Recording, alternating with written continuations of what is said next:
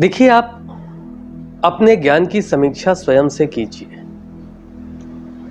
जब कभी भी आप दूसरे लोग की अवधारणा को जीते हैं तो कहीं ऐसा तो नहीं कि आप पुनः इस लोक का फेरा अपनी ही इच्छाओं के आधार पर लगा रहे हो।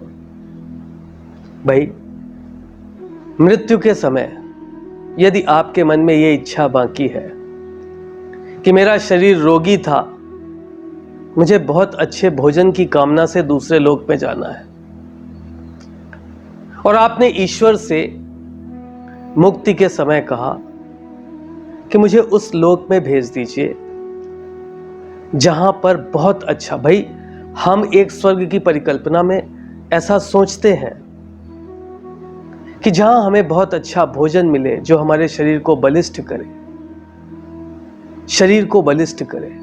ये अवधारणा जैसे ही मन में आती है वैसे ही हम पुनः शरीर के प्राप्ति की इच्छा प्रदर्शित करते हैं।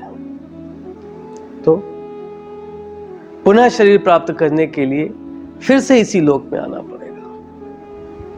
यदि आपको ऐसा लगता है कि आपने जीवन भर अपनी इच्छाओं की पूर्ति नहीं करी, आपको बहुत अच्छा वातावरण, बहुत सुखद घर होना चाहिए, आपके पास बहुत सारी धन संपत्ति होनी चाहिए, और यह सब स्वर्ग में मिल सकता है, तो ध्यान रखिएगा, आप स्वर्ग की नहीं पुनः इसी लोक की कामना कर रहे हैं। सुविधा की अवधारणा से दूर रहिए, सुख की समीक्षा कीजिए, सुख का ज्ञान प्राप्त कीजिए। वास्तविकता में आत्मिक सुख, इस आत्मा का सुख जहां है उसके बारे में ज्ञानार्जन प्राप्त कीजिए।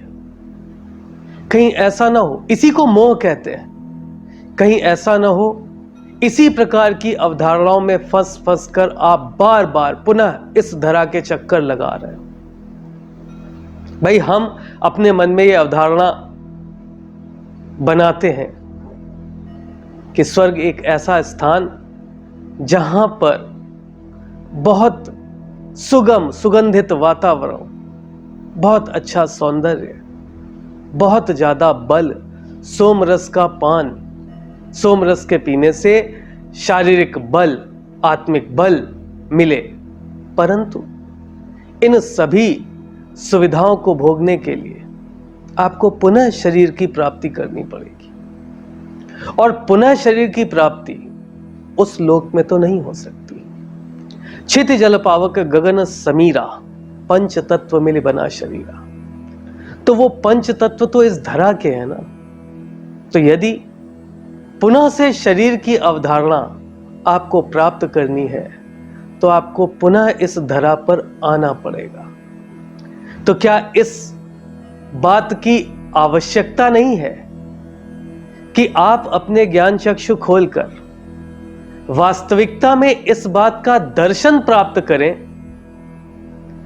कि सुख जो आपको भोगना है वो ऐसा सुख होना चाहिए जिसमें इस शरीर की बाध्यता ना हो। यदि आप इस प्रकार से सोचकर अपने सुख की विवेचना करेंगे तो निश्चित ही स्वर्ग की प्राप्ति होगी।